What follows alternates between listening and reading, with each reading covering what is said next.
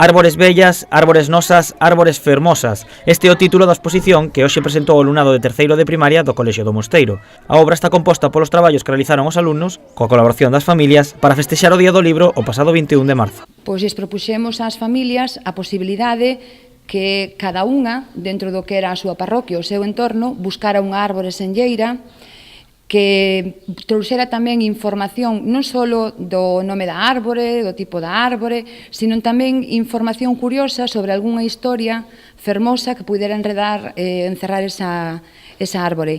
Coa información recollida cos familiares, os alumnos crearon un cadro composto pola imaxe da árbore e unha breve explicación ou historia sobre ela. E con esa ficha de recollida de datos que os nenos levaron a casa e cubriron cos seus pais e máis as fotos que eles trouxeron, pois fomos elaborando un pouquiño o que son estes cadros que fixeron os nenos de terceiro. Algúns dos alumnos compartiron os seus traballos. A árbore que trouxe eu é unha oliveira. E as oliveiras as trouxeron os romanos e naceu en 1990.